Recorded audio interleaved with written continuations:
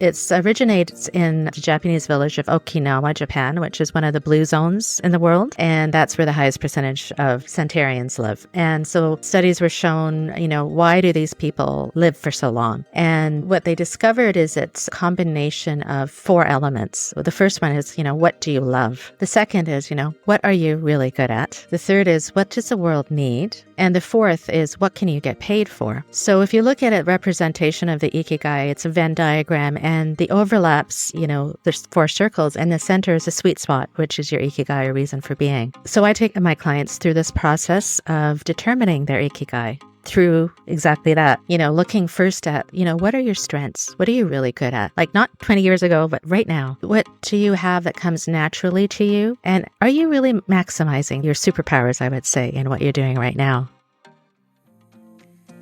Are you navigating the choppy waters of perimenopause?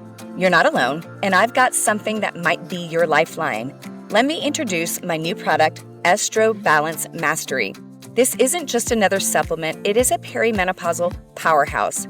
Estro Balance Mastery is a medical-grade formula designed by me to support you through the transitional phase. Let's break down these powerful ingredients and how they work for perimenopause. DIM and Chrysin are your dynamic duo for managing erratic estrogen levels that cause hot flashes and night sweats and mood swings. If you're feeling foggy, the flaxseed extract is rich in lignans that support cognitive function and help clear that perimenopausal brain fog. And ladies, if those night sweats are killing your sleep, the green tea extract and broccoli sprout compounds work together to help regulate body temperature. But that's not all. Milk thistle supports your liver, which is crucial for hormone metabolism during this time. The best part is it's 2 capsules a day, and you're giving your body the support it needs to navigate perimenopause with grace. It's made in an FDA USA inspected facility, and you're getting quality ingredients. All you've got to do is head over to metabolicblueprint.com/pod10, and that's metabolicblueprint.com/pod10 to get 10% off your first bottle. That's right, it's 10% off just to get started on your journey to a smoother perimenopause. Kavita, I'm so glad to have you on our show today. And the subject of women sort of stepping into their next sort of being, who we're really going to be, is so vital to kind of why I do what I do. And so when your team reached out and told me what you did, I was like, oh, we have to have this conversation, because I just think women in this time period of life are so powerful, but a lot of times we just don't know where that power lies because we're kind of stuck in patterns, And so let's sort of unpack all of that. Now, how did you get into helping women find their critical sort of reason for being? Driving into that with confidence. How did you get here? Yes, thank you so much, Betty. And actually, I am really thrilled to be here as well, because I was looking forward to this conversation as well, because I love what you say about, health concerns that your listeners may have. It's not only due to their nutrition and their lifestyle, but it's also uncovering those dreams that may be unfulfilled, right? And when they do that, and when they are into who they really are, then that can be manifested in many ways. So I'm excited to get into it, but just wanted to point that out. And thank you for asking. I am so passionate about helping women, navigate transitions in their life and really uncovering their reason for being, because it was really born out of my own experience, Betty. So I would say it was about 7 years ago. I was kind of found myself really, I would say, drowning in a lot of negativity, and it was affecting all aspects of my life, my health, my wellness, my career, relationships. But nobody would have known it, right? Everything seemed kind of perfect from the outside. So just to back up a little bit, I'm a South Asian woman. I'm a Canadian, and I always had been instilled with the ethics of hard work and, education, marriage, and kids and all of that. And I really lived that life to a T. And I was in a corporate pharmaceutical industry for 25 years, 2 degrees. I did very well, very successful, and good, long-term marriage and 2 incredible boys. And, it was like, why should I be feeling like this? Why should I be feeling like there's something missing, right? And so I thought something was wrong with me, but I had this little voice inside of me that was telling me that there's more that you have to offer the world. There's more inside of you that you have to rediscover. And I kind of ignored that. I tried to ignore it because I thought, oh, I'm crazy. I don't know what's going on. And the voice became so loud that I couldn't ignore it anymore. And so that's when I went on a kind of a quest of rediscovering myself. And that's when I realized that so many women out there may be going through exactly what I was going through, and that everything may be perfect, but there's especially the stage of life that we're in that you talk about in this podcast is this midlife stage. And so that's how I got into what I'm doing right now. I documented the process I went through to really find myself. I became a coach for women in transitions in their life. I started a podcast. I have a course. So I rediscovered myself, and in the process, I'm helping others. So really so much more motivated and happy right now. And that's what I want for all women. As you said, they're so powerful. Women are so powerful if they really tap into that power. I'm curious, do you find, because for over 20 years of my career, I've basically been in the room chatting with women in our age group. And, I find that it kind of falls into two camps. A lot of women are like, I think there's something more. I feel like I have purpose, but I don't know what it is. And then I also run into women also that feel like they kind of want to go backwards. So like, no, I liked it when it was over here. Let's say when I was in my 30s, when everything felt like I knew what my trajectory is going to be. Do you find that to be true in your conversations with women all over the world? Yes, I do. I think what happens is as women, often the whole point of that, what you're saying is you're not living in the present moment, right? Either you're worried, you're thinking about the past and thinking, oh, I wish it was like that. Or you're like, I don't really know what's going on in the future. So the issue with that is that you're not being in the present. And the issue with looking backwards is that you're a different person now. You can't expect the same results, right? You've changed. You've got all this amazing experience to draw from. Your values may have changed. What you're passionate about when you were in your 20s or 30s is different from what you might be passionate about now. So it's about finding that sweet spot. And that can change, and that does change in different stages of our life. I don't know if you agree with that or if that's what you've heard from and I would say the best way to do that is to figure out your now and not live in the past or worry about the future, because it's all of these fears that are developed when we're like, we're stuck at this moment. It's like, oh, I don't know what to do. Most of that is internal. It's our thoughts that stop us, the fears that stop us from moving forward. So that's what I would say about that. Yeah. It's also kind of that idea of sort of the future self. And we could look back at our history and use it as judgment, or we could look back at it and say, oh, wow, let's say I was 20 years old. I was getting my bachelor's degree. I'm just using this as an example. And this is who I was and where I was at that time. If you look back at it like that and use a comparison, like who have I become over the last 20, 30 years, which is usually extraordinary. Like if you would ask your 20-year-old self, do you think you would be in this spot right here, right now? I think 99% of us had no idea at 20 what we were going to be at 50. Right. And we don't know what we're going to be at 70, right? Really? Right. Yeah. And I would say there's one other piece, just when you were talking about that, it just came up, is that often, when women come to me, my clients come to me, they come and they say, I don't know, I really haven't done anything, or I'm just like, what? They don't acknowledge the amazing person they are, the amazing skills that they have, and all the experiences they have. So it's just about just taking a step and really celebrating who you are. Because as you said, we're amazing at this stage in life for women, especially. And I say to them, it's incumbent on you to actually bring out the best in you, because what if you don't? Like, what if you just stopped and didn't do it? Then what? What your great skills, whatever you bring out to this world would not be there. And so the world would not be able to see it. So what's stopping you, right? So it's so important. If we look at the biological things going on in a woman's brain as they go through perimenopause and menopause, we have a complete remodeling of the brain. Right? If you think of the neural pathways into different parts of the brain, the highways that we created that go to the frontal lobe, which is your sort of critical thinking, start to detach a little bit. And what they do is they sort of reroute to the creativity centers. Dr. Mosconi's group did a lot of that research with imaging, and they were seeing the same woman over time and watching her brain change because of the hormone changes in menopause. And, some would look at that and go, oh, it's the brain paring back, right? And I'm air quoting that for anybody who can't see us online. I'm air quoting that. But it's actually rerouting, because I think the body is designed to go through this, tap into the female wisdom and drive that forward, because we're no longer under pressure in general to raise children and all those other things. A lot of times our children are at least somewhat self-sufficient, if not empty nesting or something like that. So I think the biological aspects of our body go in tandem with what we're feeling and experiencing in our outside world. 100%. You were talking about like the neural pathways. And one of the things that I do with one of the exercises I do with my clients is move forward. Like we're talking about that a little bit. And it's an exercise called you're looking at your inner mentor. We all have mentors. They could be external mentors, managers, whatever. But often the greatest mentor is yourself 20 years or 30 years from now.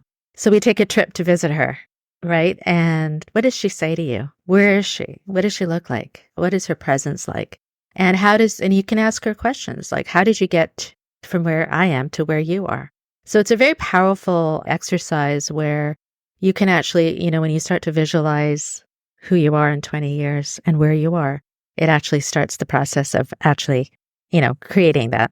Yeah, that's a beautiful way to kind of look at it, The rocking chair example, like what would a 70, 80-year-old person sell? Yes. Like, yes. Do you do something like that with your clients or anything like that? Or is it? I will be honest, I tend to stay a lot in the science, but we do have those conversations. And I'd say over the last 20 years, one of the most powerful things I love to hear is people that, worked with me and my team, and they literally career changed, right? Because once they got the physical under control, they could start looking at all these other things and go, I need more purpose in my life. I need more passion. I need these things that I've never tapped into. And it was always an interesting sidebar to kind of a health practice where most of what you're doing is biochemically driven, physiology. Yes, absolutely. Now, you have a 4-step process that you go through with your clients to help people understand their reason for being. Let's talk a little bit about that. Like, because I think some women are probably like, oh, I totally get this. And others are like, I have no idea. Yes, actually. So as I was saying, when I went through my own self-discovery, I documented it and I created this process, which I've taken many women through, and it culminates in something that's called your ikigai. I don't know if you've heard that term or if that's something that you may know about, but it's a Japanese term called your reason for being. And this concept really fascinated me early on, and I love it so much that I put it in part of my framework. And I'll just back up a bit. It originates in the Japanese village of Okinawa, Japan, which is one of the blue zones in the world. And that's where the highest percentage of centenarians live. And so studies were shown, why do these people, live for so long? And what they discovered is it's a combination of 4 elements. The first one is, what do you love? The second is, what are you really good at? The third is, what does the world need? And the fourth is, what can you get paid for? So if you look at a representation of the ikigai, it's a Venn diagram, and the overlaps, there's 4 circles, and the center is a sweet spot, which is your ikigai, or reason for being. So I take my clients through this process of determining their ikigai through exactly that, looking first at, what are your strengths? What are you really good at? Like not 20 years ago, but right now. What do you have that comes naturally to you? And are you really maximizing your superpowers, I would say, in what you're doing right now? The second piece is, what are you really passionate about? As you were a child, maybe when you were a child, you were really passionate the day went by, and can you bring that passion into what you're doing today? And the third is what the world needs. That's really around your values. Like, what do you value now that maybe you didn't value before, or that you really want to bring forth into what you're doing next? And then what you can get paid for is like, how can, we all have to have a work for a living. How can all of those things overlap to determine, what your ikigai is? And it's a really eye-opening and, experience to look at that and in a step-by-step process. And when you determine that, and that forms the basis of what you're going to do next, it just opens up so much that you never would have imagined before, And actually, research suggests many positive aspects of finding your ikigai, like physically, decreased anxiety. There's enhanced immune function, increase in life expectancy, and enhanced confidence and self-esteem. So there's actual research outcomes of finding that. So this is part of my process, my coaching process. And that's the first step, is rediscovering yourself. So yeah, it's fascinating. And, it's something that I think a lot of people don't realize, that purpose is one thing, but it's beyond purpose. It's really understanding who you are from the inside out and kind of unpacking those layers one by one. So I hope that answered your question there. So, It's funny because I have so many people that are now much more aware of health. Like if you look 20 years ago when we started my clinic, I had no idea that my tribe was very small. I'll give that as an example. I was like, wow, a lot of people, there just was a big hurdle to help people understand a more integrative approach to health. And so it's interesting. So over the years, I've had lots and lots of patients and clients that are like, I want to do what you do for a living, because they're now into it. They read about it. They're digging in. They're watching YouTubes. And I would say because of your ikigai sort of framework, I think a lot of people that may say that, let's say there's an industry, I'm going to use health, health and wellness is one, but there might be 100 other ones where people might be in the situation where they're like, I want to be in that. But maybe once they go through your process, it doesn't mean that they go back to school to do what I do, but they might bring forward all their gifts, their experiences, their other things to help people in this arena. 100%.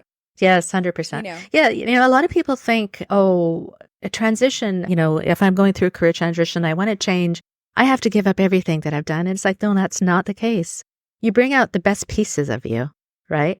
You bring out what you love. Like you must, if you've been in a career for 30 years, let's say, there must be something about that, some aspects of that career that you love, right? What are those aspects that you can bring forward? And it's not, again, like you said, it's not about leaving everything behind and starting over. It's about kind of starting from where you are at right now. Exactly. Because I think that holds a lot of people back because they feel like they have to go reinvent part of their life. Give me an example of one of your clients who went through this process. I can only imagine that they probably had some extraordinary experiences, like things they never would have dreamed of once they really got that whole kind of being sort of nailed down. Absolutely. There's many stories I can draw from. I guess one of the ones that comes up for me is one of my clients. She had a business. She had her own business, which was successful in the beginning, and then it failed. Basically, she was in the consumer goods. She was selling online. She started it with her daughter, and it became part of her, I would say, her identity, right, Betty? And so much so that when it failed, she felt like she failed. She was a failure. She was divorced, and so she was really looking for what's next. She didn't really have a lot of friends. She was, living in an area that didn't really helpful for her. Right? She didn't have a lot of people around her, so she was lonely. So all these things were happening at that time. So she came to me and she said, I just don't know what to do, Kavita. I'm really lost. I'm really stuck. The work was to really separate her identity from this business and figure out what her identity really was, right? Who she really was from inside. And so we went through the process of determining her ikigai, and through it, obviously you work through different blocks that you have in your way, but she came out to realize that she did love working with people. She loved this whole communicating with people, selling to people, but she had this passion for actually service. So more in the entertainment industry, food, wine, all of that, because she's very social, right? And we dug into it. She goes, I would love to be a sommelier, just something completely different. I'd love to do that. I'd love to work in the wine industry. Anyway, so she started taking courses, ended up moving to another area, and this is in Canada, in the wine region where she was, met a great person, great man. Her life is just like, I'm not saying that it's just because of just doing that, but it was opening up the possibilities that she never, ever imagined before, because she felt so stuck and identified with her business. And now it was like, oh, there's things beyond that I can move into, and I can do it. And so I met with her I think it was a month ago, and I said, how's it going? She said, it's amazing. Everything is amazing. Life is just wonderful. She's met new friends. She's got all this. And I work it's called core energy coaching. And what that is, looking at your anabolic, which is your positive energy, and your negative energy, which is your catabolic energy. And what that means is, if you bring out more of this positive energy into your life by doing things that you're passionate about, by pushing yourself out of your comfort zone, that brings up a lot of this positive energy, right? And that moves you forward. You see more possibilities. The world really opens up for you. So that's part of the process. So that was just an example of somebody who was feeling very stuck and who's now really opened up her life into different areas that she never imagined. Yeah, I think that's great. That's a great example of, stepping out of the story, or I like to think of it as sort of actually kind of an alter ego. You become the alter ego of what you do. Whether you work for somebody or have your own business, I'd say it's almost a little bit more so when you have your own business, because it takes so much blood, sweat, and tears to build a business. I'm Betty, the whatever, the label I put on it. And it is a little disturbing when you have to take that off. Because again, a lot of people in this age group, we might be looking at semi-retirement or stepping back or looking at this next phase. And, putting on that new identity is a little bit scary. And often you don't know it until you're in it. The holiday season is here, and with it comes endless to-do lists, crowded stores, and mounting stress that can leave you feeling overwhelmed and irritable. Instead of enjoying the magic of the season, you're stuck battling stress and holiday tension. Imagine breezing through the holidays calm, focused, and in control. No more snapping at loved ones, stress eating, or feeling like you can't keep up. I want to introduce you to Stress Less Mastery. This supplement is a herbal form to help control cortisol and reduce your stress, so you can finally take charge of your stress and enjoy the holiday season the way you deserve. This Black Friday, get Stress Less Mastery for $29.95 with free shipping. A huge savings off the regular price of $45 plus $9.95 shipping. Don't wait. This exclusive offer is only available for a limited time. Visit metabolicblueprint.com to secure your order today. Again, that's metabolicblueprint.com. Well, the thing is also, yeah, absolutely. I mean, the thing also is, as women generally, I'm not saying this every woman, but generally as women, we tend to look after everyone else. We're looking after our kids if we have them. We're looking after our elderly parents. We're looking after our spouses or our partners, our employers. And then guess who's at the end? Us, right? We have very little energy left for ourselves. And so this is why it's so important at this moment in time, this stage in life, this transition that we are in, to take that pause. Give yourself the permission to take that pause and really figure out who you are, right? From within. Yeah. Right? Because you're going through a lot. I mean, women who are listening to this are going through menopause. They're going through all kinds of changes and they're stuck. They're overwhelmed. And it's like, just take a pause, I would say, right? 100%. I think it's probably why it's called the pause. It's like no a moment and reassess, because the women that we read about, Maya Angelou, scientists, the vast majority of women that left their mark, let's say notable historical mark, the few places that we get to find it in history because we often get expunged from it. But most of those women were over 50, which means it was in this new season of life that they actually sort of stepped into who they are. And so I think it's understanding that's part of this, and that's what we need to do. We need to reinvent, right? There's actually I'm sure you've heard of this study. It's called the U curve of happiness. And this was documented over many years, and that happiness kind of goes in a U shape, right? And at the bottom is when you're around your 50s. And so the more you go up that curve, there's a lot of things that happen, and that we are also looking to, rediscover our values and our direction more. So, the more you do that at that stage, the more your, happiness is bound to move up. So that's just something called the U curve of happiness. I don't know if you've heard of, but I have. So that just means if it feels really rough right now, you just keep riding the curve. You have, if I remember correctly, a proprietary sort of pyramid of reinvention that you go through. Tell us a little bit about that. So obviously the ikigai is part of that, right? That's the first core step. Tell me about that. Yeah. I think these steps really build upon each other, and they're really important to take, as I said, to take that while you're in that pause. Or even if you're considering something, like let's say you're working and you're like, I'm not as fulfilled as I want to be. It doesn't mean that you have to quit your job. You can do this process while you're working and figure it out, while that's happening. So the process is called the Pyramid of Reinvention, and it has 6 steps. And the first step is really rediscovering yourself that we just talked about. In that phase, it's about rediscovering your strengths, your passions, your values, and that culminates in your ikigai, which we just discussed. So that is really the fundamental thing, is once you've just discovered that, then we can move forward. The second piece is visioning. And we touched a little bit about that, is that who do you really want to be? And it's something I talked about with the inner mentor piece. Who do you really want to be, and how do we get there? Right. The third step is really overcoming your obstacles. And we all have them, whether they're our inner critics, the assumptions we make, the limiting beliefs that we have. All those things, we have to deal with them. We have to understand where they're coming from and how we can, if not overcome them, at least lessen them in our lives. And the fourth step is building your confidence. So that is a key thing. And a lot of women coming to me saying, I'm just not confident at all with what I want to do. I have this fear of, that I'm not good enough or not qualified enough. I'm not confident to move forward. And then the fifth and sixth steps are action, because you have to take action in order to get anything done. You can't just sit on and just think about things. It's about taking that first step.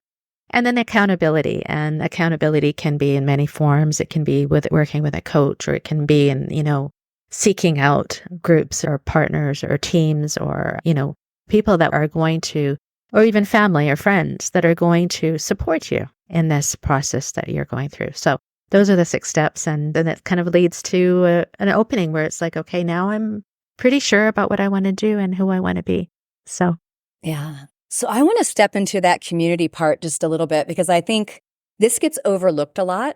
And I'm just going to give some of my experiences that I've noticed in myself, and then even a lot of my clients and patients. A lot of times I'm kid-free, so this is not my truth. But a lot of times when we've been child rearing, our friends are the parents of our children, like, because we satellite around our children. And so your life becomes play dates with parents of your kids, friends. yeah. And that often when we get into this time period, that's no longer there, because your kids don't need play dates. They're adults. You look up, and if you happen to be coupled, you look at your spouse and you're like, we don't even know if we know each other, because we spent 20 years trying to raise beings. And then you're in a career where if you do have a social life outside of those two things, it's a lot of times the people you work with. And I don't know about you, but, going on 55 this year, there were several things that I noticed about my life. I mean, I went back to school to get a PhD at 48, Wow, so I was like, amazing. this is what I want to do, I won't say it was easy. But the other thing I noticed, even though I was in this holistic community and all this other stuff, is I had lost along the way of being an entrepreneur my girlfriend group that especially had the same kind of ikigai sort of experience. I'm going to use your framework, but that they were moving towards the same thing. I think that's also a big challenge, because often when we start looking around our friends and the family and everything else, they're not necessarily moving in the same direction we feel compelled to move in. And I think having that coach and the community is often the reason why people fail. Yeah, 100%. I think you're such an important point, honestly, Betty, because, when we go through these things that I just discussed, that we just discussed about, kind of this like, where am I? What am I going to do? And we feel confused. And then if we do decide, and it's a decision to make that transition and to really dig deep. When we do make that decision to move forward and really, like, as you said, maybe even go back to school or whatever we decide to do, often people around us don't understand. And many times they don't understand. They can't relate. And they want to be supportive. They want, but they're just not capable because they're not in your shoes, right? So it becomes... And that stopped me, I have to tell you, for probably 3 years, because people were like, what's wrong? Like, why are you doing this? Because everything is just, as I said in the beginning, everything seems perfect, right? So unless and until you find that supportive community or people that understand or that can help you along the way, whether with a coach or with other women who are going through similar transitions or similar feelings, group of women who are going through menopause who understand that, or women who are going through career transitions, you have to find your tribe, because it becomes lonely. And it's also because you feel like people are judging you, perhaps, right? And so wholly agree with you. I think it's lonely. It can be lonely when you embark on something that you've never done. For example, like me, I went from corporate world 25 years to being an entrepreneur. And as you know, it's a lot. It can be lonely, but unless you find your people and support, I think it becomes very hard. So I have a question too, because this is an observation I've made, and I'm going to make some generalizations that are never true for everybody, but they're generalizations that I find a lot of the men, and we work predominantly with females, but we see a lot of men because we end up adopting the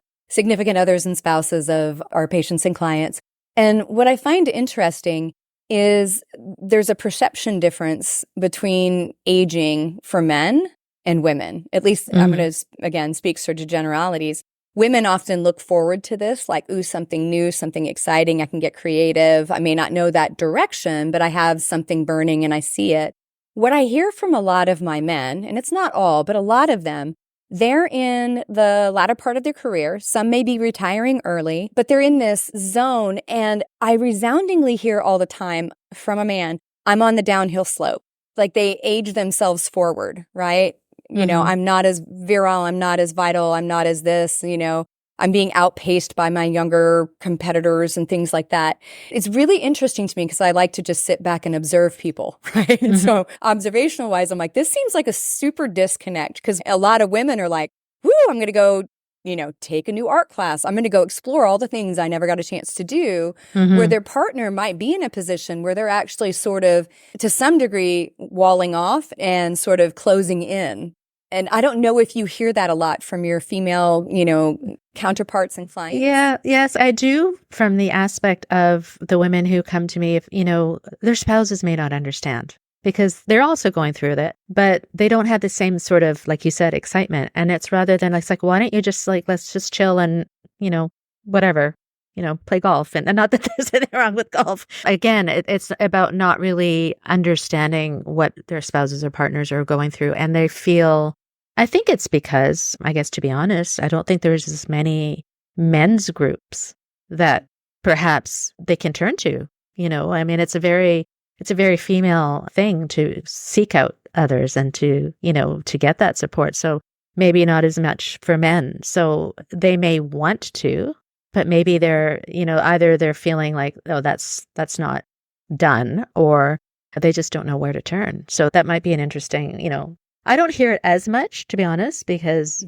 a lot of women also feel that way, that who are coming to me, that it's kind of like, oh, now I'm too old, or, you know, I'm being aged out of my work. So a lot of women feel the same way, but it's a really interesting observation that, yeah, come to think of it, if your spouse is not really understanding what you're going through, there may be that disconnect. And it's like, well, why are you wanting to ramp up and I'm wanting to slow down? So there becomes a disconnect, right? So. Yeah, I think I hear it directly from the men more. Like once I get to know them, they start talking about it. And I've been lucky enough because my husband's a firefighter and paramedic for the city of Dallas, and he's recently stepped down and he's retiring. But I've had, it's a predominantly male field, not that it's completely male, but it is. And just being a fly on the wall and listening to the conversations, the conversations are definitely skewed towards you're getting old. You know, it's just interesting how the male camaraderie and sort of the ribbing. Do you think it's real, or do you think it's just because, but if you really talk to them inside, I think it's not true. I think they probably want to figure out, like, they don't want to just be sitting there and not doing anything. They want to be active. They want to do things that maybe they never did. So I would say that maybe it's a perception. I don't know. That's just my thoughts. Yeah, I agree. On that. It's something about, you know, how men sort of connect, you know, we train them to connect differently. So it's always, like I said, very interesting to me because I was like, that's challenging, I think. Yeah, that's kind of the machoism, right? Totally. Yeah. But I think it's amazing when both partners can sort of embrace that time period and figure out like what's the next going to be. Because it doesn't, in your ikigai example, it doesn't always have to earn you income either.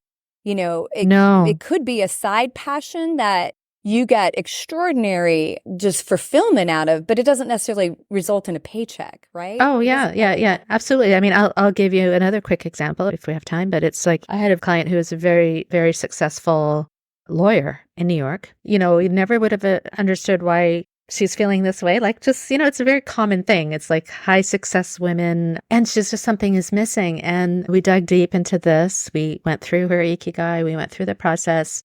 What she loves is, her passion is gardening and just the whole environment, all of that. And she has a couple of properties north of New York City. And she said, I want to cultivate that passion of mine. That's what she's doing now. Like, you know, before it's not like she left being a lawyer, she left lawyering, but she added that in terms of bringing people up in retreats and helping them with, you know, understanding about gardening and the environment and all this stuff. So it's just interesting, right? Like you said, it doesn't mean that you have to leave your career. It means how else can you incorporate your passions into other things, whether that's even volunteering, you know, or doing a side hustle, a passion, and that could end up turning into your main gig. Now, you also talked a little bit about anabolic energy and catabolic energy and sort of you have kind of this idea of levels of energy.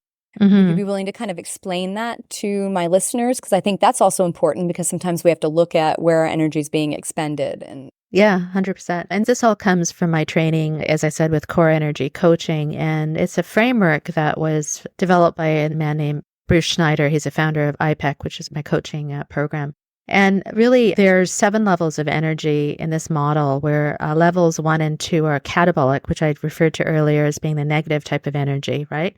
Those are characterized by feelings of, fear, anger, combativeness, guilt, all those things that we feel, they bring out the negative energy, which therefore does not allow for reason or cooperation or ideas. And then it goes up the levels, and like levels 3 to 7 are anabolic. So things like level 4 is a level of caring and compassion and service. Level 5 is like solution focused. And then level 7 is the ultimate, where it's absolute passion and non-judgment, right? And nobody can ever really reach that, but it's like, how do we bring the more and more of these anabolic thoughts, feelings, and emotions, which turn into action in our lives? So I do a assessment, which is called the Energy Leadership Index Assessment, which actually looks at the amount of these different levels of energy in your life. How do you respond on a daily basis and under stress? A lot of people respond right away, fight or flight, right, with level 1 and 2 energy. And that's normal. But how can we reduce that and as quickly as possible get into these positive energy states? And, we're all connected by energy, but the thing is that if you look at your life and you understand where you're expending your energy, like when you're in an interaction let's say in a meeting, and sometimes you can feel when people have that negative energy. And if that's the case, there's no way that there's going to be any solutions or anything that occurs that's positive in that meeting, right? It really starts with your thoughts, and then it goes to your feelings and then the actions. So emotions and actions. So it's a process where you're really looking at what can you do in your life that brings that anabolic energy? And as we talked about earlier, if you're living your ikigai, if you're living your reason for being, you wake up in the morning and you just want to get up and do it. And you're not dragged. You're not feeling, resentment for the work that you have to go to. You're feeling passion. You're feeling happiness. So I don't know if that explains it, but it's really an interesting framework that's been studied, extensively. And so that's what I try to do with my coaching, is also looking at where do people expend their energy and how can we improve that? Yeah, well, it's a really fine example of like vibrational energy for anybody, anybody that's bad online, you'll hear somebody say, oh, I need high vibe people or high vibe, sort of this or that. And it sounds very amorphous, but your explanation of that is very clear. If you're in those lower catabolic states, your vibration, your experience, everything around you is going to draw negativity or fight or flight or this sort of extreme state. Whereas as you shift into more positive energy states, then everything around you shifts because like captures like, right? And so I think that's a great example of that sort of amorphous term of high vibe, like high vibration people. What does that mean? Yeah. Often it's just about, acknowledging. Sometimes, even saying, I see that you're not feeling too good right now. What is it? Everything okay? It's just about, again, taking that pause. And sometimes people just go into situations and blame. And then if that happens, then there's just no way, that, as you said, like it attracts negativity, attracts that, and positivity attracts positivity. So, it's a law of attraction in kind of a deeper form. I would agree. So this has been such an awesome conversation, Kavita. I mean, it really has. I think you've shared so many great things for my listeners on how they might be able to tap into that knowing and that next piece. Do you have a couple gifts for my listeners and then how they can get in touch with you? Yeah, it's been a really insightful, wonderful conversation. Thank you so much. Yes, so the best way for your listeners to reach me is my website, which is itsmytimenowcoaching.com. And there I have one-on-one coaching. It discusses my Pyramid of Reinvention and the process I take my clients through. And that is that Energy Leadership Index Assessment I also give. I do group coaching often. And I also have an online coaching program. I have a podcast as well called the Midlife Reinvention podcast. I'd love to have you on, actually. We should talk about that. I would love to offer your listeners a 45-minute consultation with me. It's called a breakthrough call. We really dive into what may be blocking you, what your hopes are for yourself. And, we offer solutions and some opportunities for you there. So that's open to your listeners, and I can leave the links for you to put in your show notes if you like. I also have, it's called a Career and Life Fulfillment Quiz. Everybody loves quizzes. And so it's a real quick, 10 questions on how fulfilled you are right now in your career and life. It gives you a score. and followed by some really insightful ideas about why you may be unfulfilled and how you can improve fulfillment in both in career and life. So I can give that as well for your listeners. So awesome. What a generous offer to chat with my listeners. So we'll make sure to have all of those links in the show notes so you can connect with Kavita and have your consultation and also take the quizzes. We'll make sure of that. thank you. Yeah. Thank you so much. Yeah, so this has been wonderful. This has been great. I know my listeners will get so much out of the conversation today. Oh, I hope so. And I would say that if I could just leave with one thing is that I would say, live according to your why, find out what your reason for being is. And if you find that out, then there's so much more energy, positive energy that will increase in your life. And you'll be able to open up so many things that maybe you had never even considered. So just live according to your why, I would say. I would agree. Thank you, Kavita, so much. Thank you so much, Betty. Menopause Mastery. Thank you, everybody, for listening to Menopause Mastery. If you found this to be a fabulous episode, please share it with a friend, because together we rise. And I'll be back with you next week. Thank you so much for tuning in to the Menopause Mastery podcast. You are why I'm here, and I am so very grateful. Hit subscribe so you don't miss any wisdom on creating the most exceptional life on our terms. If this episode has helped you in any way, please share it with a friend to spread the love, and together we rise. You can follow me on social media at Betty Murray, PhD, and you can reach me online at bettymurray.com.